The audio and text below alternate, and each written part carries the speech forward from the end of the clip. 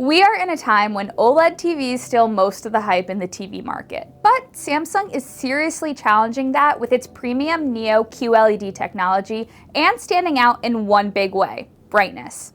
Right here we have the Samsung QN95A Neo QLED TV, and it is the brightest TV we've tested this year, hands down.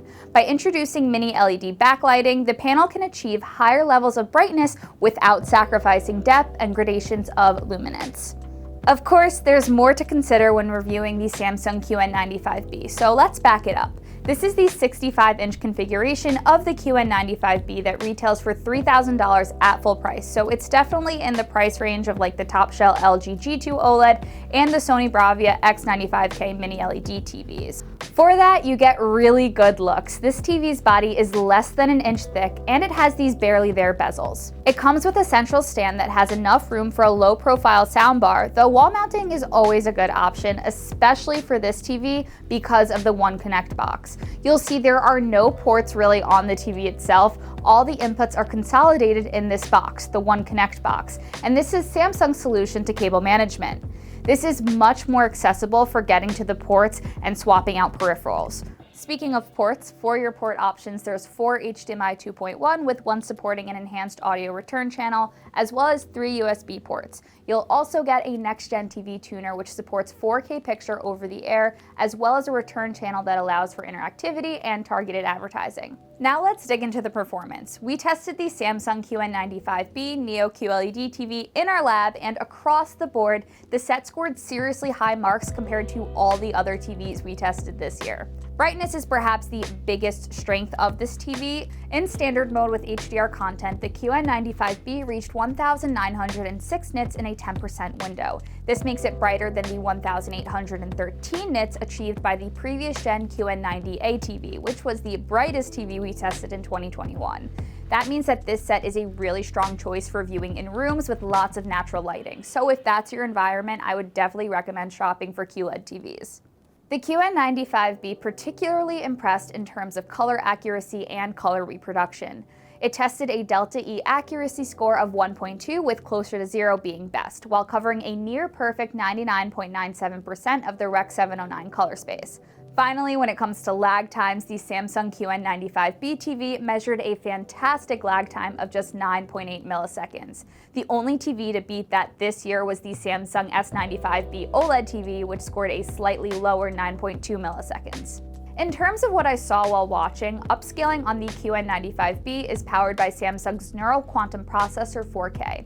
Overall, there is a lot to like. I focused on the final fight scene in Spider-Man No Way Home and was seriously impressed by the clarity and contrast. Not a second of the action suffered. That is, until I tried some off-angle viewing.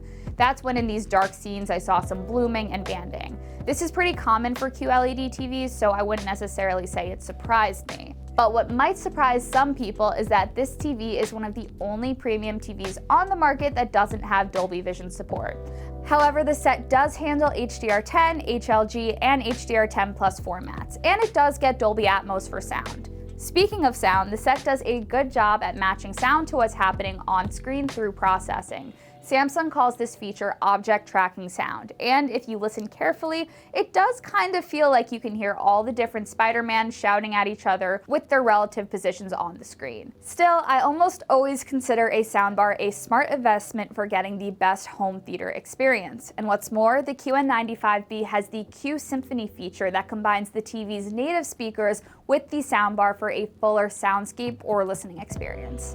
While I'm talking about full experiences, beyond picture and sound performance, the Smart TV platform is a major part of using this TV. It has Samsung's Tizen platform, which I kind of have mixed feelings about, but it feels pretty standard to what's in the market these days. You can manage all of your streaming services and apps, and you can also navigate your smart home with the built-in SmartThings platform.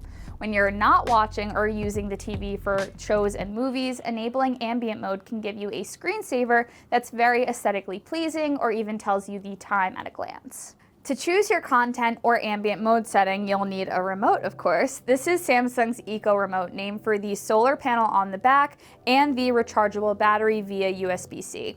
It's pretty minimalistic as far as remotes go, but you do get launchers for Netflix, Samsung TV Plus, Disney Plus, and Prime Video, which is very convenient for those who use those services often. Well, I think that covers my overall impressions of the Samsung QN95B Neo QLED TV, from design and picture performance to sound and smart features. I do go more in depth on some of the test results and specs in my full review on tomsguide.com, but while you're here, I'll conclude that this is one of the best TVs of the year, and a real reminder why Samsung is the QLED king. Thanks to best-in-class brightness, cable management convenience, and impressive performance all around, this is a very, very tough TV to beat.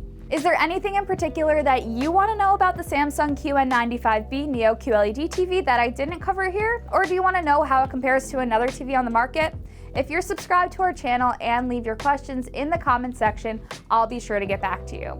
Otherwise, you can connect with us on Facebook, Twitter, Instagram, and TikTok at Tom's Guide. And as always, I'm at Kate Kozich. Thanks for watching. I'll catch you next time.